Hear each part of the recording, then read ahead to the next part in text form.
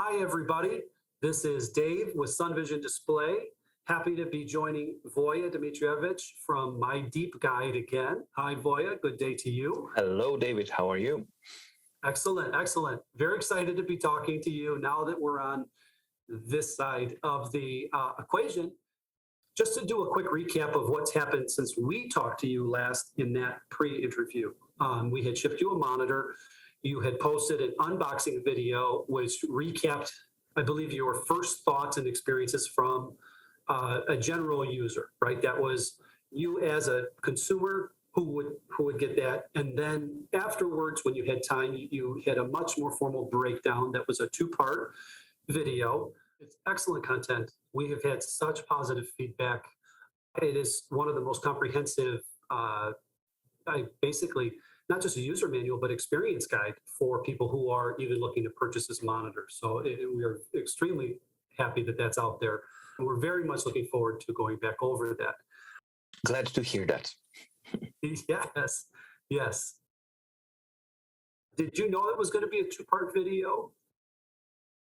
Actually, I never know how long they will be because roughly it turns out on this one this one was especially demanding actually to go through the amount of testing and material and all that kind of stuff. So in total, there was like 4 hours of material. So I really don't know after the edit what it will be, but my general guideline is I start editing.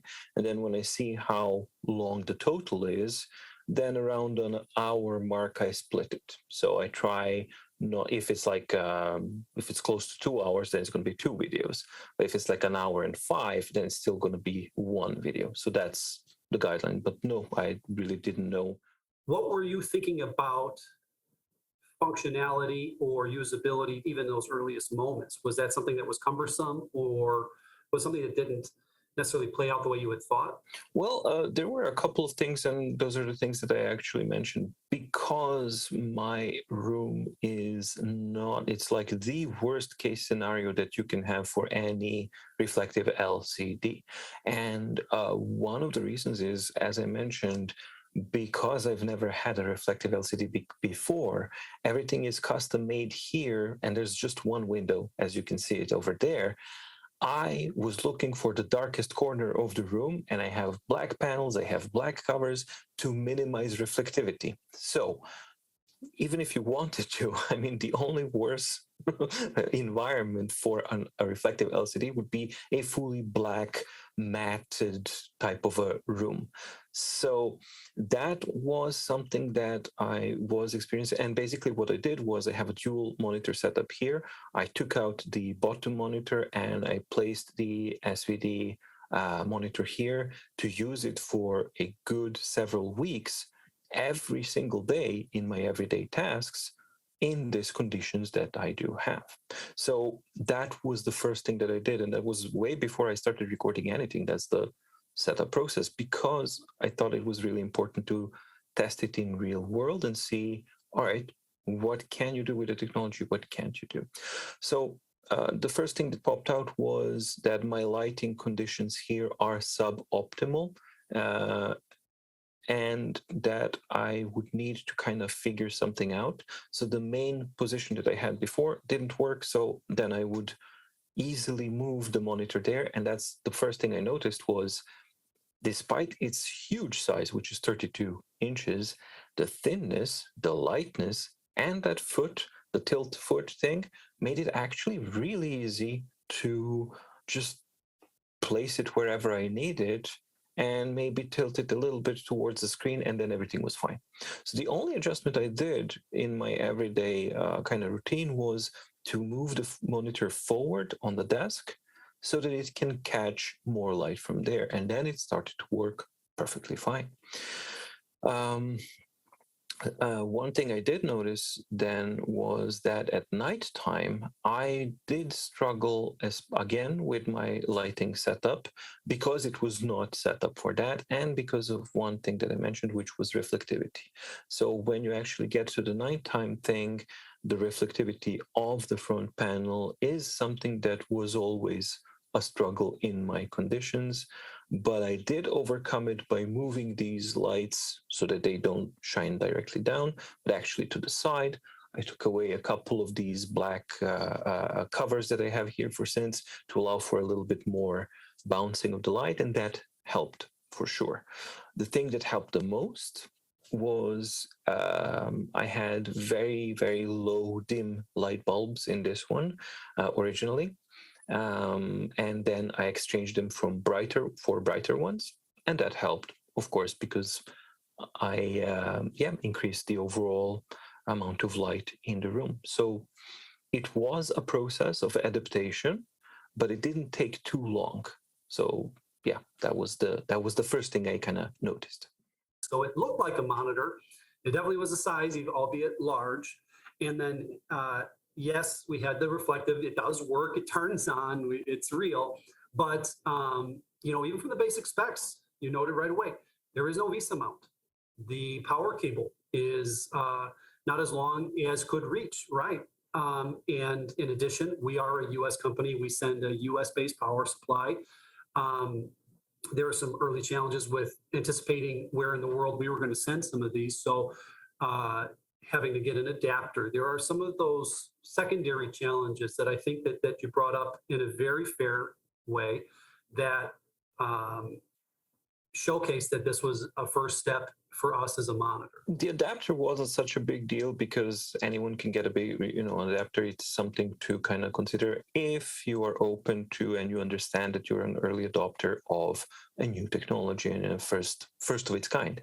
But the one thing that it was a challenge was that actual length of the power cable, because especially the nature of a reflective LCD is that you do tend to move it, especially because it's so easy to do that and so thin. It's counterintuitive, 32 inches, but extremely portable. It doesn't make sense when you say it, but in reality, this particular one actually quite is. But then you have the challenge of that kind of shorter cable, and it was something that I continuously wished that I could, if it was like 3 meters, that would be 9 feet, I guess, something like that. Then it would be like, oh, I could put it on this side right across the window and then see what the results would be. But so that was something that was fairly real world. When we came down to the HDMI, the number of HDMI inputs or the length of the power cable, those I don't think were make or break decisions about whether the tech is good enough or SVD can manage building a monitor, but they are absolutely worth noting. I think the biggest one was the VESA mount. And as somebody who's was personally responsible for that design decision, that was something that did come across my desk. The only thing that I would bring up on it was we had talked to so many people who understood our tech as outdoor signage and wanted us to bring this to market, that when I realized that the design as we sent to you was our fastest way to do it and also a little more economical, I really felt like I couldn't deprive a consumer base of the tech any longer just to get a VESA mount when we were able to investigate third parties. So I don't want to make it sound like we're making excuses. We are absolutely trying to design VESA into future mounts, into future designs. But, as somebody who was responsible for that decision, I own it. I know why we made that decision. And I understand that it could be somewhat of an inconvenience. I absolutely don't want that to happen to people, but it allowed us to get this tech to a lot of people who needed it and wanted it right away. So that's what helped drive that. And I hope that I continue to use that as decisions in the future. So just add the clarity there, because people had questions. Yeah. Who could possibly send a monitor out there without a VESA mount? Well, I didn't think I would either until I talked to just a few people, and you could hear it in every one of them. So yeah, that makes sense.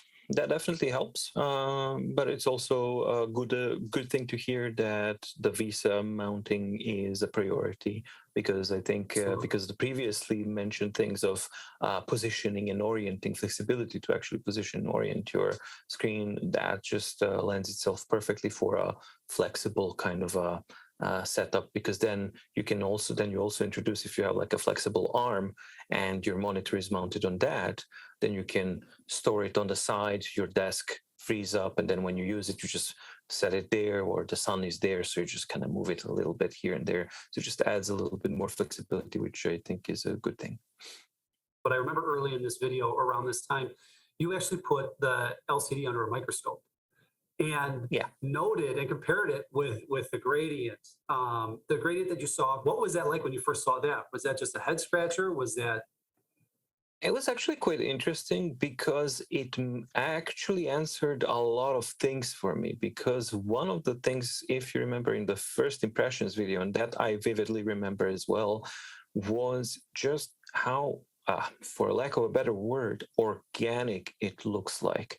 And despite it being 1080p at 32 inches, which is supposed to be kind of jaggedy, a lot of anti-aliasing or blurry because of anti-aliasing or anything like that. That was not the case. That was not the impression that I got from the SVD.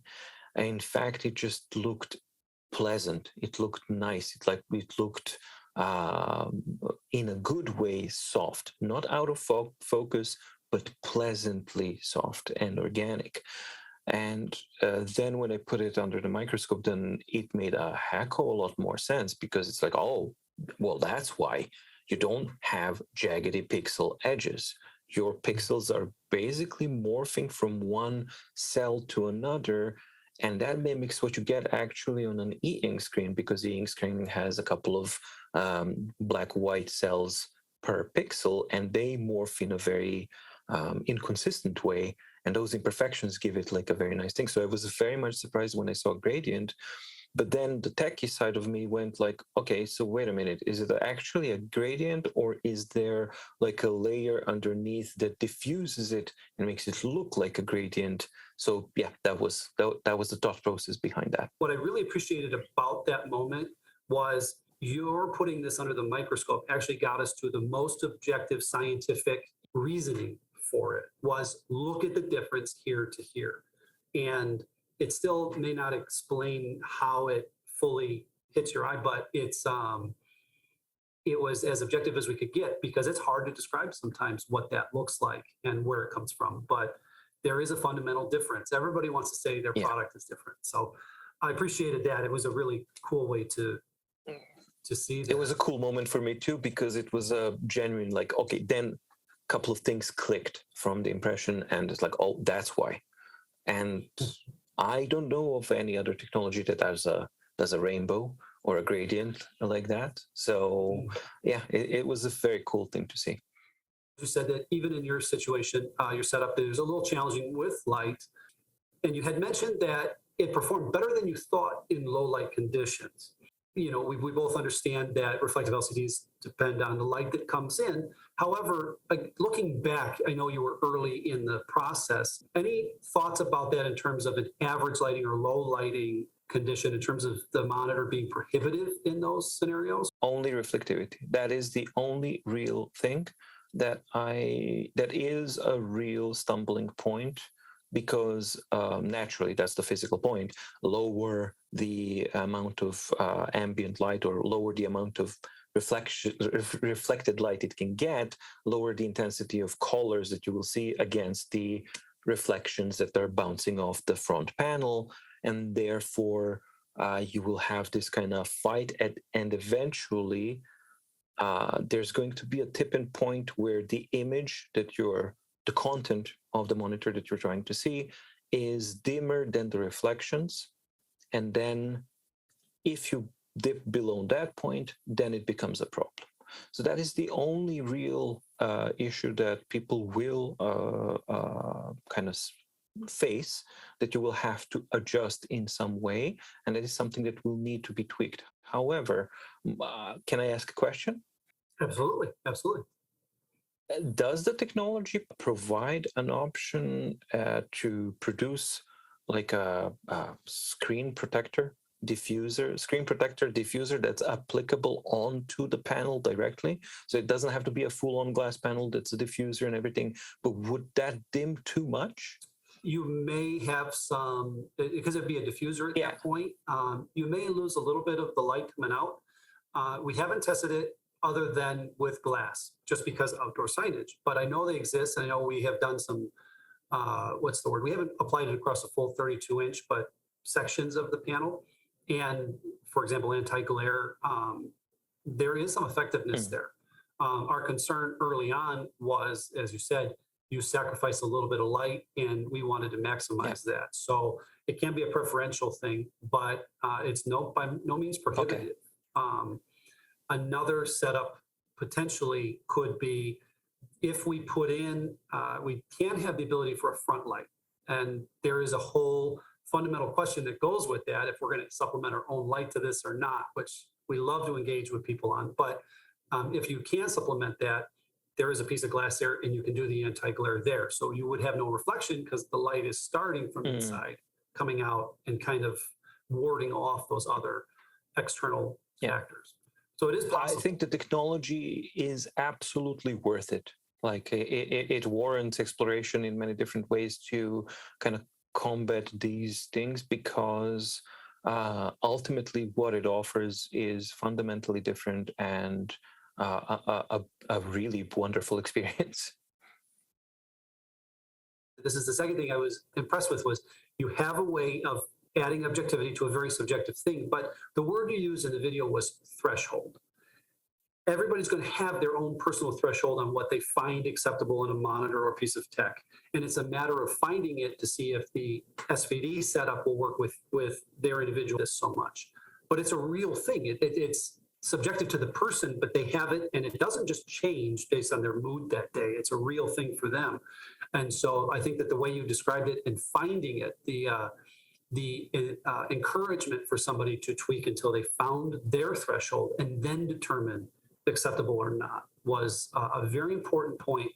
But that being said, I also just want to say that as soon as I would take the monitor, even indoors, out of my little dark hovel into a normal living room or whatever, I did not have those issues. That's why I was testing it out, that other portion, when I was, and that was the other challenge. I just ended up playing the racing game way too long. Yes. Because it was really, really enjoyable on that screen. That was just so much more immersive. And that is something I absolutely did not expect at all. I did not think that this monitor would have any chance to be a gaming monitor of any sorts.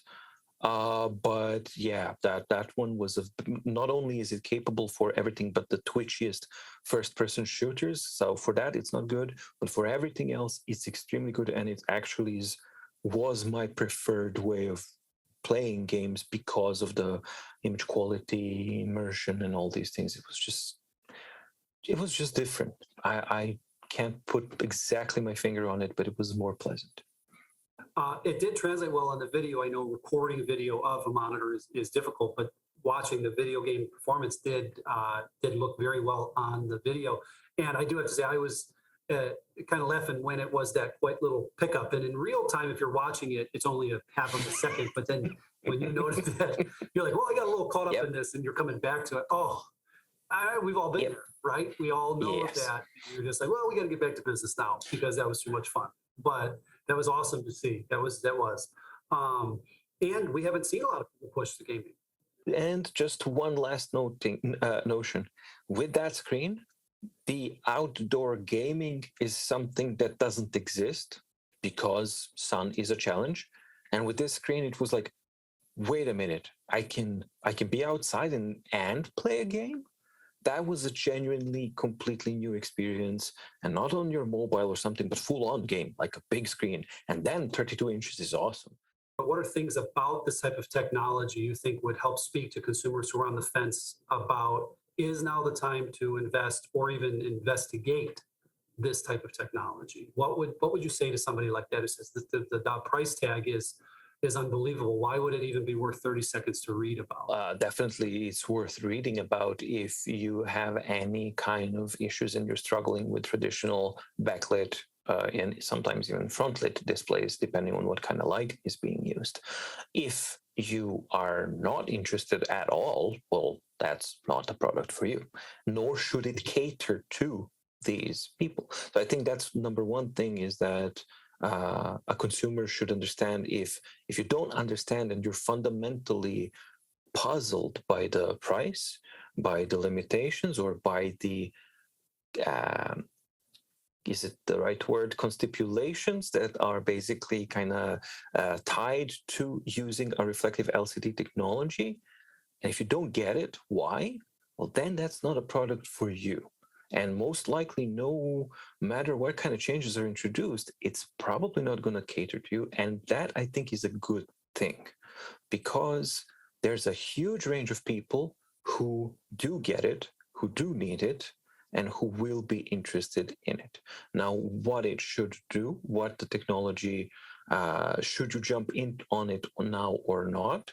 Well, if you can't afford it, then probably not. I don't know if you should take out a loan to buy this piece of tech, because I don't know your plans or anything like that. But I do understand that this is a fresh technology, and that's an iterative process, which means that there's likely going to be new iterations, I hope, soon on the horizon.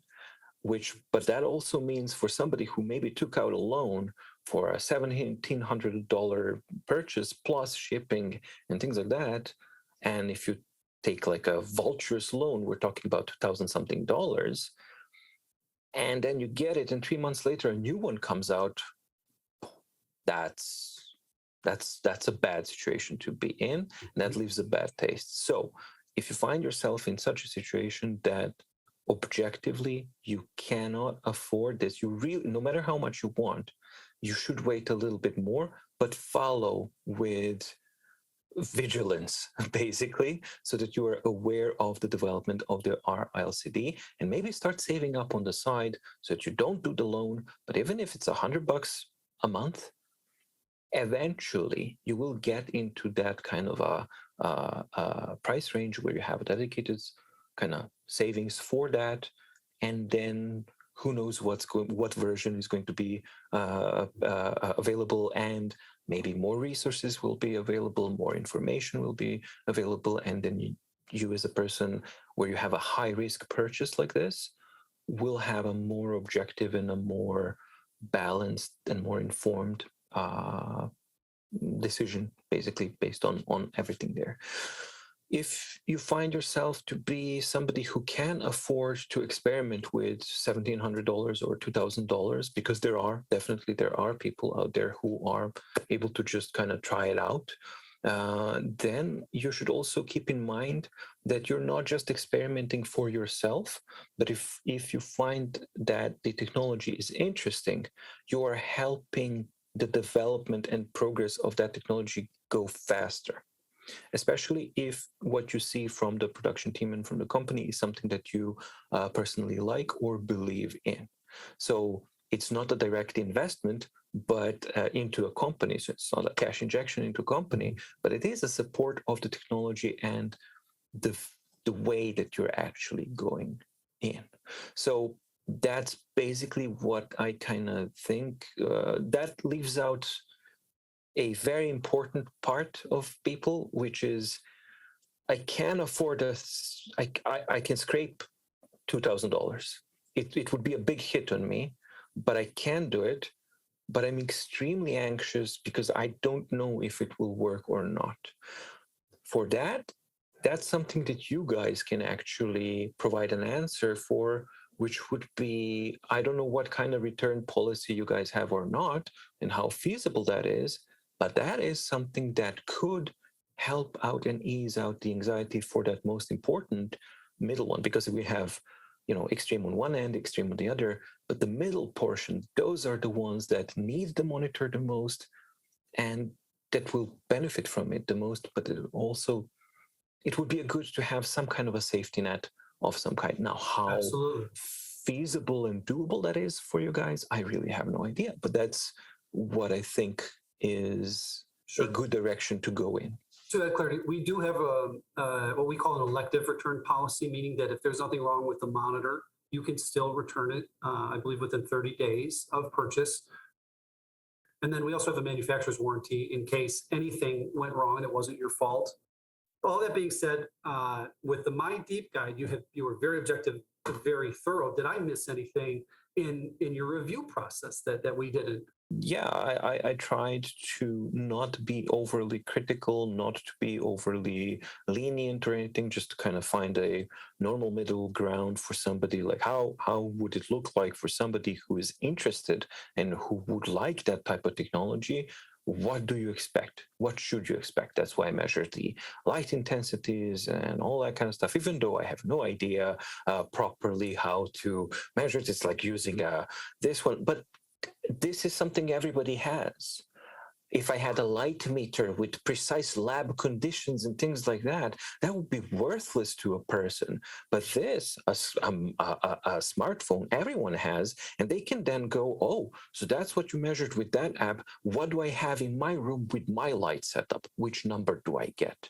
That was one of my favorite things. When you pulled that phone out, I mean, we have metrics in our Yes. lab that measure it. So I didn't even think about that. We didn't have the need to use a phone, but I saw it and I just, again, that was brilliant. It was awesome. And we Thank you. get that question quite a bit with the paper. That really provides somebody who just has a phone can put that right there.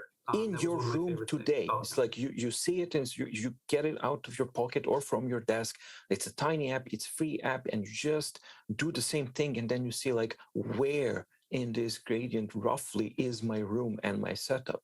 Then you can go, the idea was, and then you can orient yourself in your room and check out, okay, how do I have it here? How do I have it there? How do I have it here? And you can actually see, okay, that middle ground people that we talked about, I can get $1,700 or $1,800, and I do have the conditions or I don't have the conditions, and I know what I can expect or don't. So that was the main purpose. That was the main goal of the entire review. That was the number one thing that was always on my mind, to try and do that job. mhm. Yeah. It's very beneficial there. And I can assure you, even from our end, the last thing we want is that anticipation of somebody getting a monitor and then realizing because their setup doesn't work, that it just absolutely couldn't work and they could have figured that out.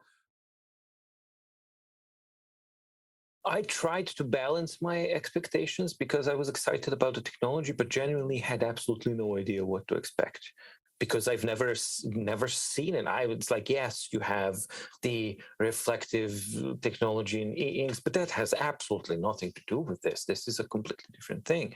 So I was prepared and looking at just tech, tech, tech, tech, image, image, image, tech, tech, tech, tech, image. And I completely forgot about the design and the quality of the manufacturing of the product itself before you even turn it on. So that was my first thing. It's like, okay, oh, this is huge. Open up this. And then this is like monolith from 2001. It's like the Odyssey. I can hear it. It's like whoosh. And then you open it up and it's so super thin. And then you have also everything you touch is metal. And every edge is nicely smoothed out. The corners are not sharp corners; they're chamfered.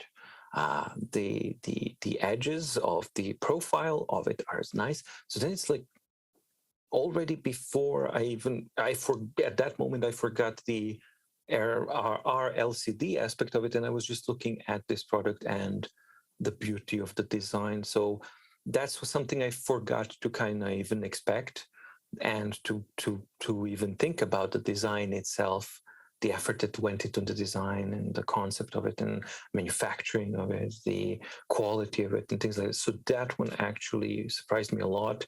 Full on metal construction, a lot of attention to details to most of the things, and that was actually really nice. But when I fired it up, yeah, that I was not ready because, as I said, I expected very little because I struggle with the lighting conditions here with an e-ink display. So my expectations were, well, this is just going to be dark because it is objectively dark. But it was able to reflect quite a bit more than I expected.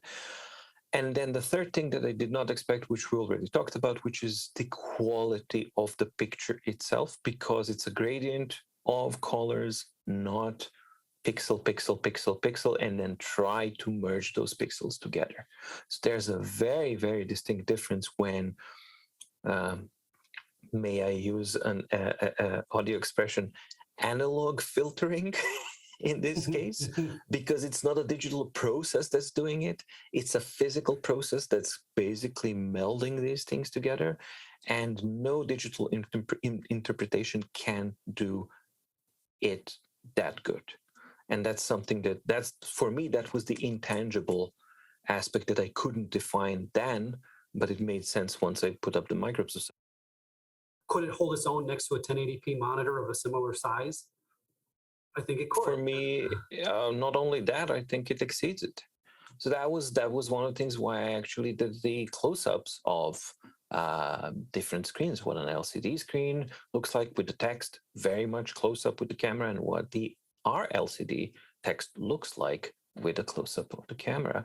So there's like just so many, because with LCD you have a bright point and then a black little outline, and every single pixel will have a tiny black outline around it.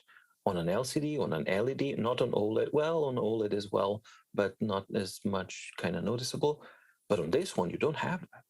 And that's something that does translate into when you're reading content. I mean, just reading news and writing on it and everything, it was really a very pleasant experience, because I think that was one of the comments also I used, which was you put it into a room and then it just blends with the environment, because it's not this glowing light. Instead, it just takes on the light intensity and the shading as well, which may be desirable or undesirable. That's a different thing, but something to kind of keep in mind, that you will, if you're looking for color consistency, look elsewhere. That's not what this is for, because if you don't have consistent lighting conditions, blah, blah, blah. But at the end of the game, or at the end of the day, I would just enjoy reading on it. I would just enjoy playing a video game on it. I would just enjoy, I mean, I enjoyed playing my Super Nintendo Mini on it. That was fun. That was actually a lot of fun to do. Play a traditional game, like an old school game on it as well. And it was just very much more accessible than I expected.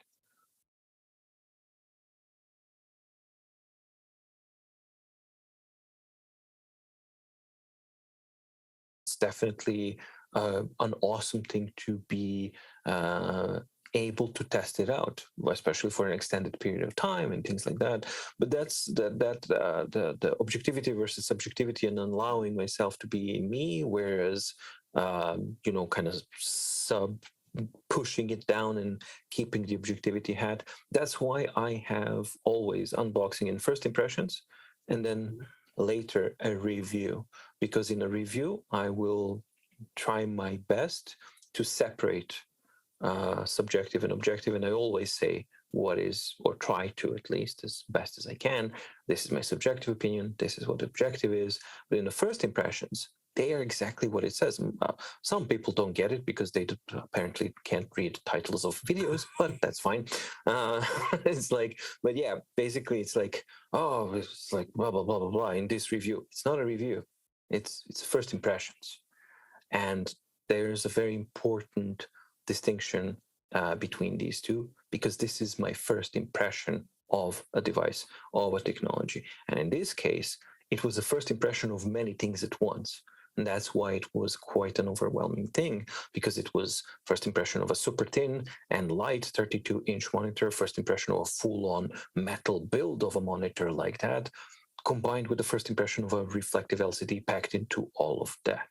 So yeah, it was definitely a very, very enjoyable experience all the way, because especially when I found out those landscape videos, and that drone going over that lighthouse, and the turquoise, I still can't get over the turquoise bluish color of that sea, how it looked, because it literally looked like an pastel painting that's moving. It like instantly reminded me of Harry Potter. It's just like what's with the technology that makes it, for me at least, I'm incredibly curious about it, the image, the impression of the image is that it's closer to the surface than on. Is it physically closer to the surface than on traditional screen? Slightly. You are a little Okay. bit closer because we're not as separated as a backlit. The backlit, due to Yeah. the light itself shining through, creates Yeah. a little more depth there, and we don't have to worry about that. The actual light mechanism, as it relates to the LCD, the TFT layer, is virtually zero. So Yeah. where the light comes from to hitting the LCD is minimized versus an LED panel.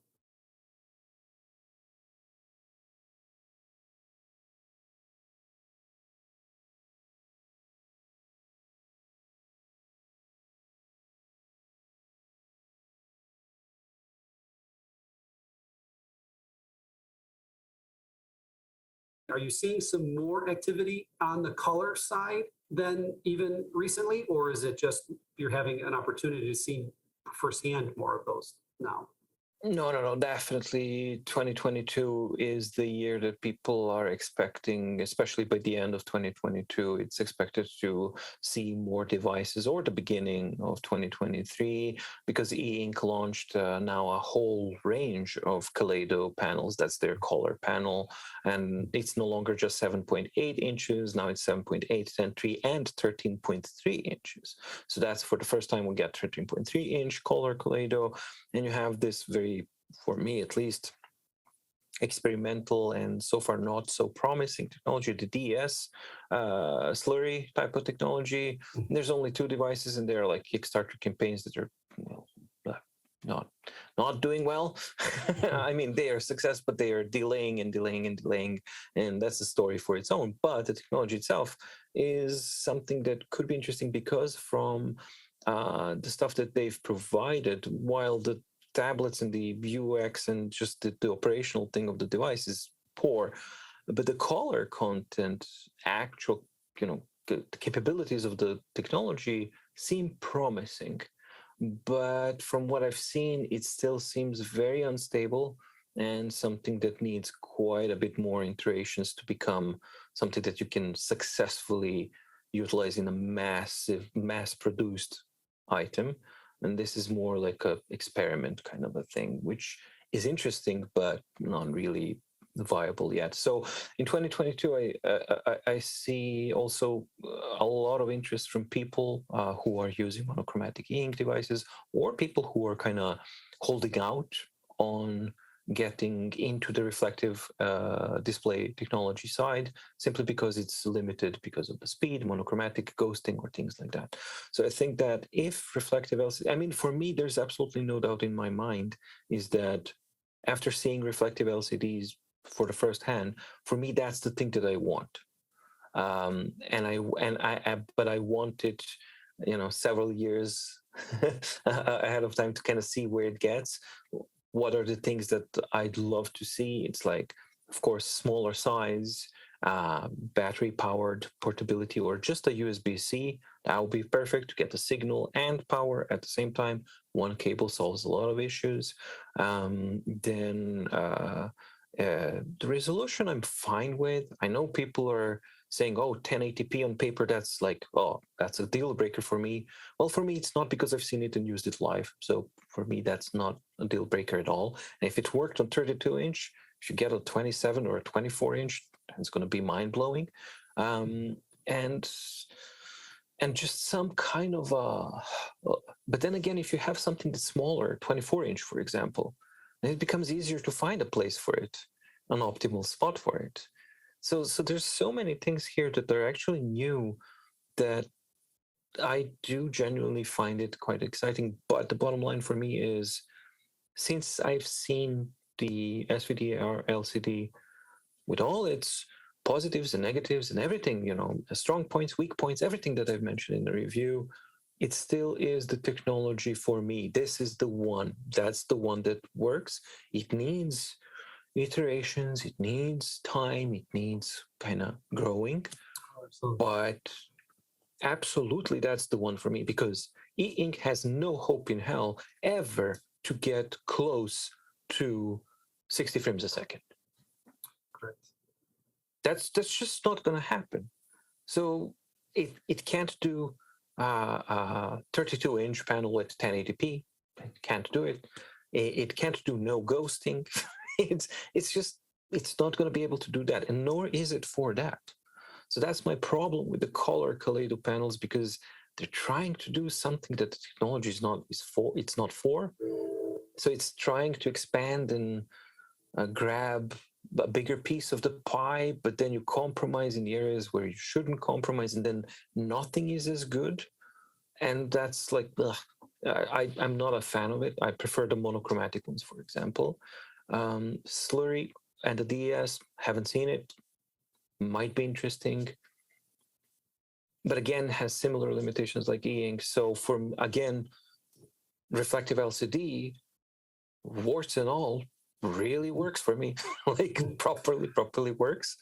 Right. And I can't tell you how much we appreciate hearing that, especially from someone like yourself. I can assure you that while it is our intent to put out the best product we can, we never necessarily had the expectation that we could be so persuasive in it. But we know what we believe in, and we believe in our process as much as our technology. So it is very reassuring to hear that, but also the direction in which we want things to go.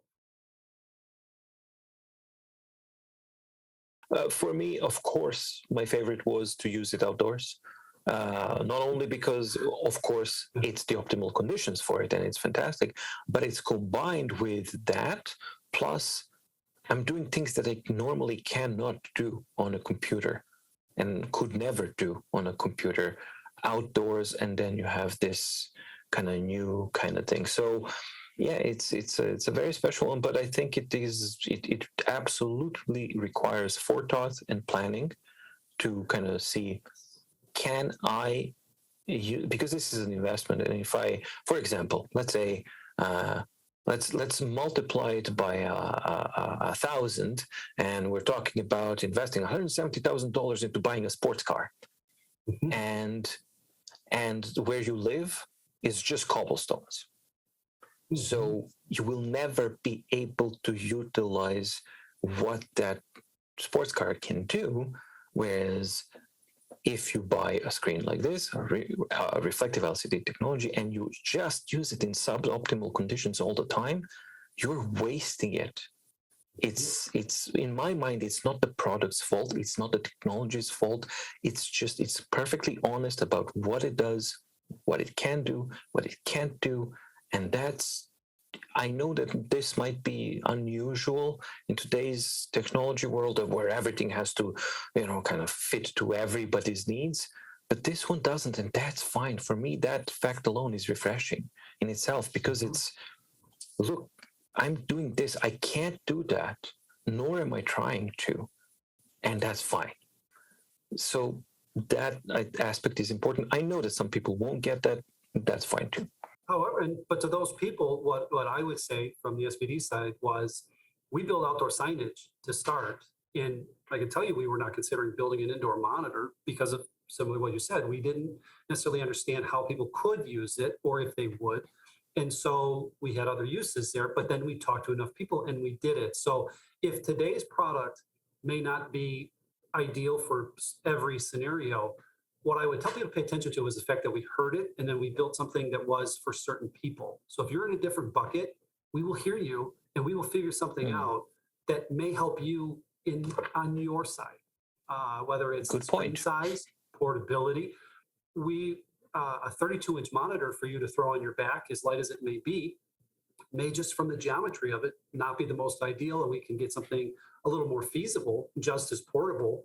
And we have those options down the road. So, pay attention that the behavior models what we could do as well. So I agree with you on that we're not asking people to make this monitor their everything, but don't be discouraged by the fact that we could do this with people. So I will say, because even though the unboxing is much more Voja, just to put some objective metrics to it for once, I can tell you that of the 3 videos so far, the unboxing far and away is the most viewed, almost by twice as much, which is, I don't want to say that the review does not provide an immense value to people, but what we jokingly refer to around here is I think people like to see happy Voja quite a bit.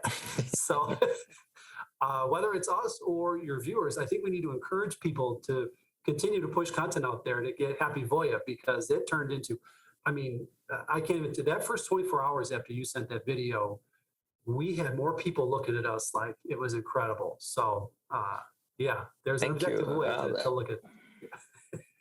That's actually interesting to hear, because I try to prevent myself from actually allowing myself to be totally relaxed when recording videos, simply because while the overwhelming majority of people are supportive, which is beautiful, and it's a very nice thing to do, to see, you do get, of course, the occasional person who kind of jabs you in the wrong place with a comment here and there. When you're relaxed and you allow yourself to be you, and that doesn't feel nice. So that's one of the reasons why I normally kind of prevent myself to even expose myself in that, because why would I do that? I don't need to. Yeah, it's maybe a worthwhile consideration. So thank you. What are the directions that you want to go in going forward? What are the priorities? What are the, like, maybe 1, 2, 3 priority or something like that? I'm just kind of curious. That's an excellent question. What we have learned from developing an indoor monitor is so much more than just a sellable product. It took a technology that we thought could be purposed for sunlight readability, and we knew it was ultra low power, but we've also learned from users now, like you had said in your one video about taking it up a mountain for hiking. And that's different than just being able to disconnect for a couple minutes or not pulling 1,000 watts into the system. And so the doors that started to open that we thought weren't there are now really starting to open. Believe it or not, back on the outdoor signage side, so which is our core. It's not that we're abandoning indoor monitors by any means, but we almost had a similar to what you had said earlier too, was if we could go down a lot of different paths, the temptation is to run down all of them and see what happens. For example, portability opens up a lot for remote signage, or for things that nobody has ever been able to do with a monitor, regardless if it was meant for a sign or not. And we're working on things like not necessarily solar powered, but solar hook up with a battery so that you are completely off grid. There are certain people who have visual conditions that are variable in the condition itself, but where our monitor allows them to work, to just be in front of digital technology without some of the side effects. And so we're exploring that from a medical standpoint. There are actually some that we're trying to set up now for some medical studies on, does this monitor have tangible benefits to people with XYZ? So it is very exciting for where we're going. I think that as we explore, we're relying on the feedback for the indoor monitors first and foremost. To one of the things that we viewed this whole process, now that we're toward the end, especially with your review, is that kind of first pass that we may be given as an outdoor signage company that put a monitor out there. We don't necessarily want to keep that. We want to be viewed as a monitor company. I understand there's some bigger people out there who have done this and put out iteration after iteration. We want to be held to that standard and exceed it, so that if we put out a 2.0 version of this, it doesn't have some of those small little issues that we talked about before. It has the HDMI, it has the flexibility, it has some of those functionality standpoint. The LCD itself, we're trying to make even more efficient in turning the light around, so that those low light conditions you talked about. So we're revamping the design of the indoor monitor and making it more versatile for a wider variety of people. Then we're also looking at, there are a couple different markets that are growing right now that are exciting. I'll just use one, for example. Electric vehicle charging stations are massive right now. In the US, they're investing a lot of money in it. So we fit in with that kind of technology, low power, easy on the eyes, et cetera. So they all have digital signage, and something that they're interested in talking to us about. But with the idea of the blue light, especially, that we're cutting down on the amount of blue light radiation that could be hitting somebody's eyes, it's getting the attention of other people, where we can swap out some signage. And that came from the indoor monitor. It allowed that kind of stuff. So it is very exciting. We I can't confirm or deny that we're looking at other sizes, but I think I've explained in the past that it is not out of the realm of possibility. It is almost exclusively a matter of funding. There are physical limitations to the number of pixels per whatever area we're going to do. Stripe. Exactly. However, what I tell some people, and this is me just having confidence in our engineers, is honestly, when it came down to this technology, people said it couldn't be done to the level in which we did it, and we did it. And since I've started, we had tried several ways to use a front light in areas where it was needed, and I can tell you they failed and failed. People said it couldn't be done, and we did it with our own IP. We designed our own tech. So those guys are absolutely brilliant, and they're like any engineer. You give them a problem or a puzzle, they just want to solve it, and our guys did. So we're going to start seeing this more and more, not just 32 inches, but that's what we're excited about.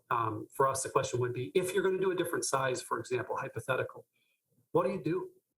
Is it 22 inch? Maybe that might be great for another indoor monitor, but we're not limited to indoor monitors because we sell outdoor signs. So all of a sudden, you start going down different paths. It's exciting. It's very, very exciting where we're going. Can I ask, there's was one question I'm really, really curious about, that is that some kind of information is floating around, and it's not, I don't consider it factual until I get a confirmation, like a direct reply from you guys. And you mentioned that you guys developed your own IP. Does that mean that you've designed and you're developing your own panels, or are you using some existing panels that are RLCD? Because, for example, you can find wholesale specifications, say 31.7 or 32 inch reflective LCD panel. It costs $1,500, just the panel itself. And is that the same panel that you would get in this monitor, or is that just something that sounds the same or similar? Or is that something that you can talk about at any length? Or I absolutely can. Our company did not invent the reflective LCD. That technology has been around for quite some time. In fact, some of the more major brands could have picked it up, developed it further to the point where our company did. The finished product is something more that we own, and I can explain that in the sense of the core, the physics of the technology is not ours. No, you'll see that in smaller devices. What we did was we saw it work in like a watch, a smart watch. We saw it work in a monochromatic way, and we were able to get to the color side of it, but we made it 32 inches. People had not done that. And that's just important of a process, is to make it work across the actual real estate that we did. So as we worked with manufacturers of reflective technology, we then developed the process to make it large format. That's where we're at right now. Nobody can, right now, if you have a 32 inch panel, and this alludes to the second part of what you were saying, where you could see them online, we have the rights on building our version of that panel. There are some others out there that are not as palatable, but we even get it. There's some people who are saying, oh, if I source this on Alibaba, or if I saw it. And it turns out those are actually some customers of ours who are reselling the panel and not realizing that somebody here in the States or in Europe picked up on their small little network over there. Or there are a couple other out there that are 32 inches. Like I said, they're not the same as our reflective technology, but they're similar. So if you see something out there, odds are we're related to it somehow, and where the rights that we have are in the building of the sizes. So that comes into some of it, if that makes sense. It's not as easy to do, and our growth had been into the 43 and bigger. So that's where some of our intentions had gone, but we don't claim to have invented it. We kind of joke. I like to use Tesla all the time, that he didn't invent the battery, and Elon didn't invent the car. He just saw the two of them and realized you could put them together. And so we didn't invent digital signage, nor did we invent a reflective, but we invested in making it work. And it's been incredible what we've seen as a result. It just has. So I hope that answers your question a little bit. I had a guy ask me, he goes, oh, here's my link on Alibaba. And yeah, it was actually our panel. It was the same that he would have bought from us. So that's where we're at. It won't be like that forever. Whether it's our size or not, technology, I think, is something that grows. is always evolving, and honestly, we welcome it. Competition makes for a better product anyway. So we understand that'll be out there someday. Somebody will try to do the same thing, and we get it. But we know where we're at, and we're kind of setting up our little hill as we can. That's just one kind of a concern / question that did pop up from time to time, and I thought that it would be a really useful thing to hear it directly from the source. Absolutely, absolutely.